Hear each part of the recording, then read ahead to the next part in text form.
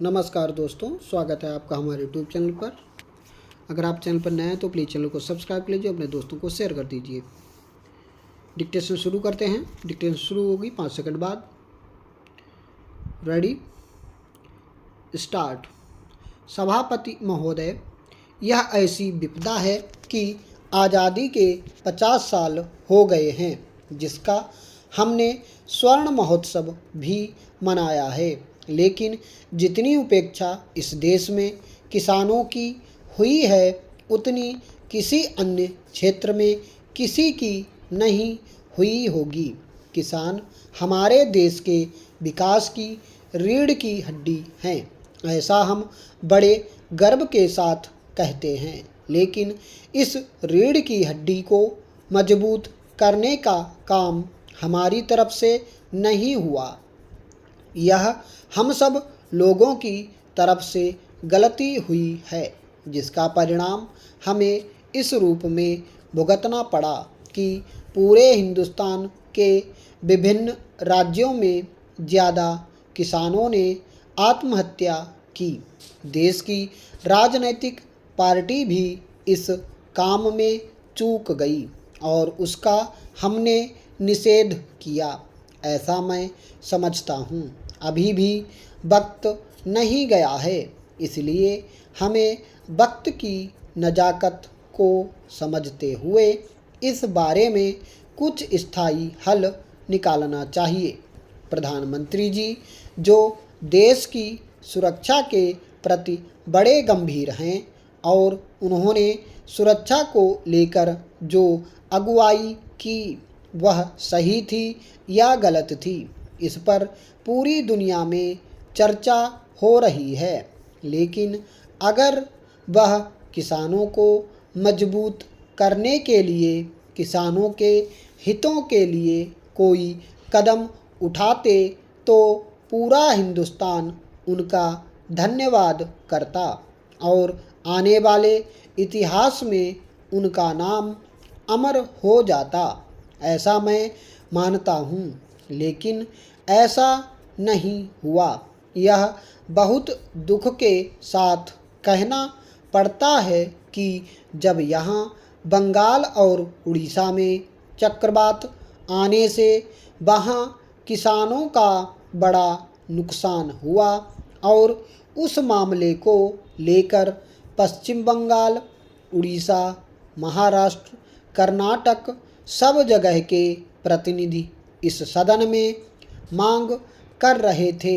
उस समय प्रधानमंत्री जी ने और हमारे कृषि राज्य मंत्री जी ने यह हामी भरी थी, सदन में यह आश्वासन दिया था कि इन राज्यों में विशेष दल भेजा जाएगा और वहाँ के किसानों की आवश्यकता के मुताबिक मदद की जाएगी। लेकिन दुर्भाग्य के साथ कहना पड़ता है कि केंद्र सरकार की तरफ से कोई कदम नहीं उठाया गया।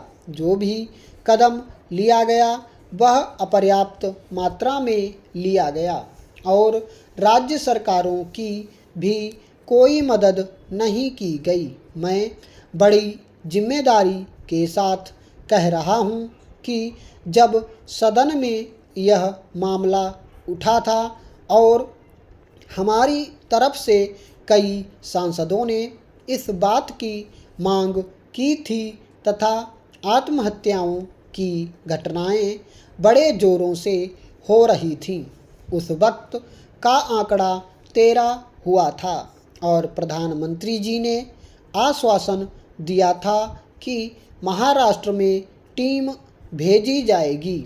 वहाँ के मुख्यमंत्री और उप मुख्यमंत्री भी वहाँ टीम भेजने के लिए अर्ज कर रहे थे और अगर उस दिन उस तरफ ध्यान दिया जाता जो 18 तारीख को इसी विषय को लेकर जवाब दिया गया था, उसमें महाराष्ट्र में इस तरह की आत्महत्या करने की जो संख्या बताई गई है वह 47 है। अगर उस वक्त ध्यान दिया जाता जिस वक्त महाराष्ट्र सरकार ने मांग की थी तो आज 25 लोगों ने आत्महत्या नहीं की होती।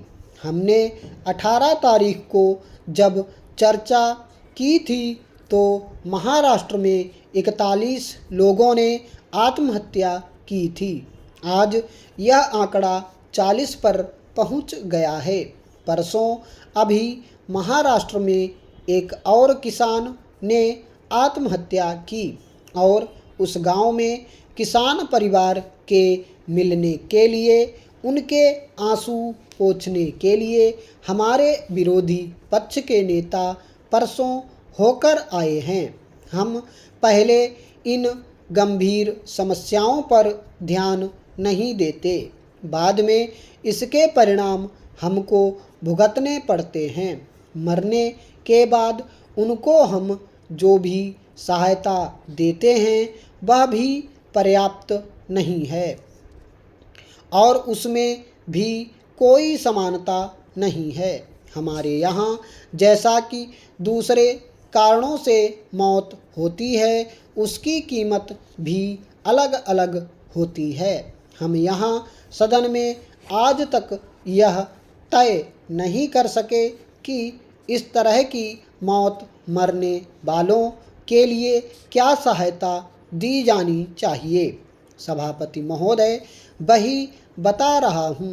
एक तो इतनी कम जमीन उनके पास रह गई है कि उनका गुजारा चलना मुश्किल हो गया है। दूसरी बात है कि आज खेती करने के लिए निवेश की ज़रूरत है। ये नाबार्ड, ये कोऑपरेटिव, ये छोटी छोटी संस्थाएं जो बहुत कम पैसा किसान को देती हैं, इनके दिए पैसे से कुछ बनता नहीं है। मंत्री जी, मेरा दिल दहल जाता है। मैंने वहाँ लाशें देखी हैं। मैं एक टीम लेकर उधर गया था। कांग्रेस अध्यक्ष ने मुझे 4 लोगों की एक टीम के साथ वहाँ भेजा था। मैं आंध्र प्रदेश गया, मैं कर्नाटक गया। मैंने वहाँ से आकर खुद प्रधानमंत्री जी को जाकर रिपोर्ट प्रस्तुत की और कहा कि प्रधानमंत्री जी जागो, यह स्थिति वहाँ की हो रही है। प्रधानमंत्री जी ने कहा कि मुझे कुछ मालूम है, मैं इस बात को मानता हूँ, लेकिन यह राज्य सरकार सोई हुई है। मैं भी इस बात को मानता हूँ कि यह राज्य सूची का विषय है, लेकिन क्या हम राज्य का विषय कहकर अपने दायित्व से हट जाएंगे? हमें जागना पड़ेगा। हमें उनके साथ समन्वय करना पड़ेगा, उनको निर्देश देना पड़ेगा। मुझे मालूम है किसानों को हाइब्रिड बीज 34 रुपये किलो देने की बात तय हुई थी, लेकिन नहीं मिला। थोड़ा बहुत मिला भी तो वह 100 रुपये किलो मिला और वह भी निकम्मा बीज मिला और उसके बाद उससे भी बात नहीं बनी। फिर क्या हुआ? खराब मौसम के कारण किसान तबाह हो गया। सभापति महोदय, इस देश में कृषि विभाग सोया हुआ है और कृषि सेवाएं बिल्कुल नहीं चल रही हैं। इसको कोई पूछने वाला नहीं है। पूरी तुअर की फसल बर्बाद हो गई, पूरी कॉटन की फसल बर्बाद हो गई।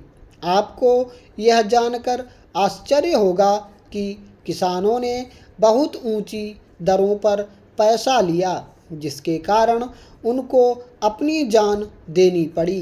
पंजाब में जब संघी सरकार हुआ करती थी तब वहाँ एक सर छोटू राम मंत्री बने, जिन्होंने किसान की ज़मीन, मकान और भैंस को कुर्क ना करने का कानून बनाया। हालांकि इस कानून का बड़ा विरोध हुआ कि यह काला कानून है, वहाँ पर लोन शार्क या ब्याज पर पैसा देने वाले व्यापारी किसान यदि पैसा नहीं दे पाता था तो उसकी ज़मीन कुर्क करा लेते थे, उसका मकान कुर्क करा लेते थे और उसकी भैंस कुर्क करा लेते थे। लेकिन सर छोटू राम ने ऐसा कानून बनाया कि पंजाब में अब किसान की कोई ज़मीन कुर्क नहीं करा सकता, कोई मकान कुर्क नहीं करा सकता, कोई भैंस कुर्क नहीं करा सकता। स्टॉप।